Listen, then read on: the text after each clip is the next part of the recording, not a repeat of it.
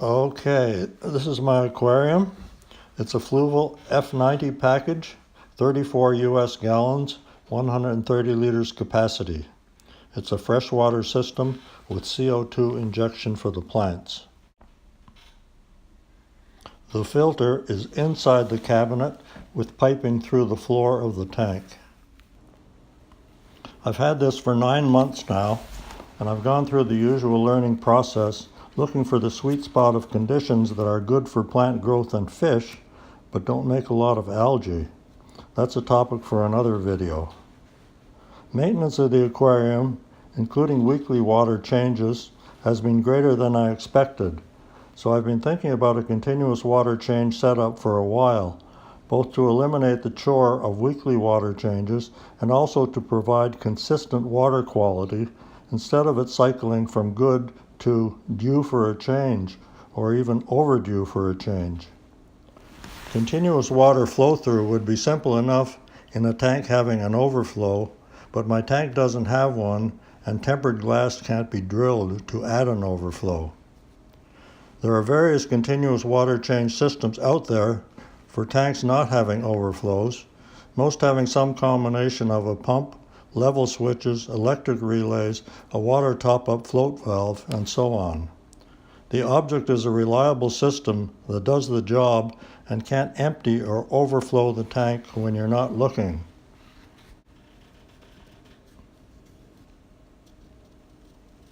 My system's located out of sight in a closet behind the aquarium.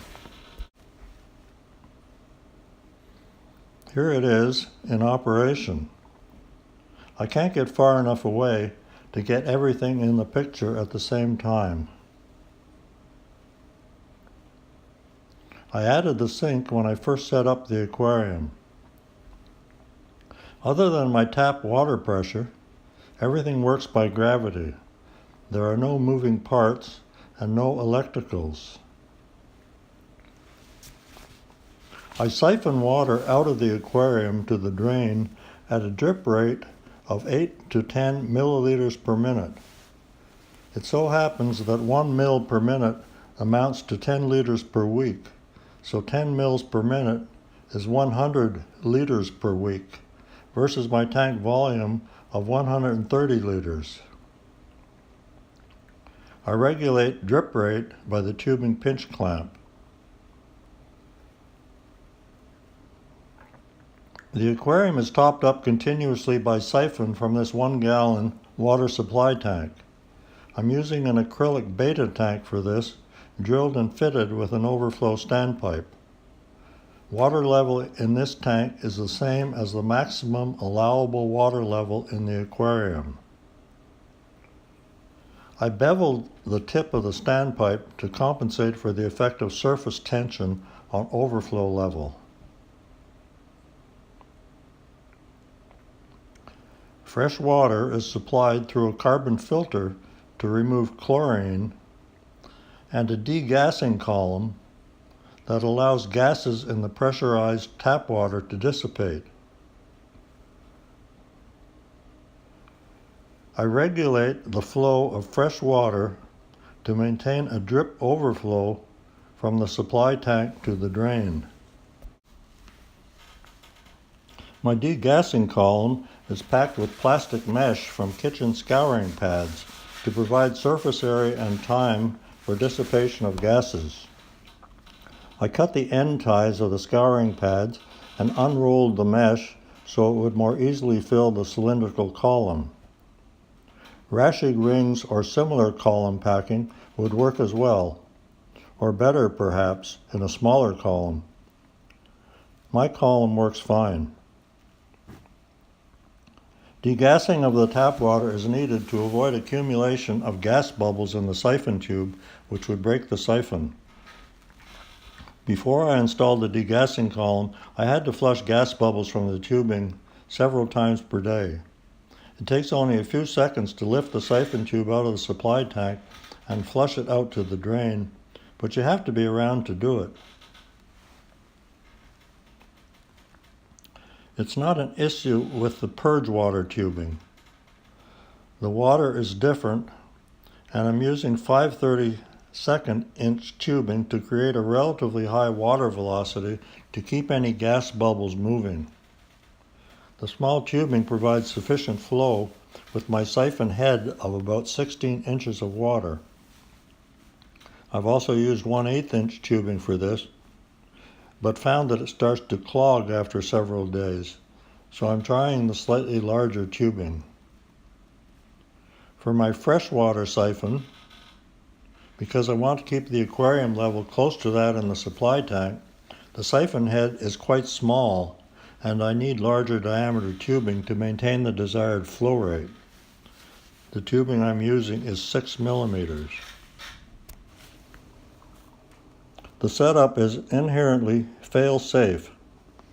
If my purge water flow is lost for any reason, the water change just stops.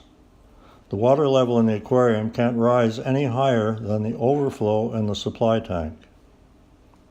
If the freshwater supply is lost, the aquarium can't drain below the bottom of the purge siphon tube, which I keep only 2 to 3 inches below the normal tank operating level. Routine maintenance of the system will include periodic replacement of the carbon filter cartridge and periodic cleaning or replacement of the purge water tubing. Replacement of the tubing is easier than cleaning. My water change rate of 10 mils per minute or 100 liters per week is somewhat arbitrary.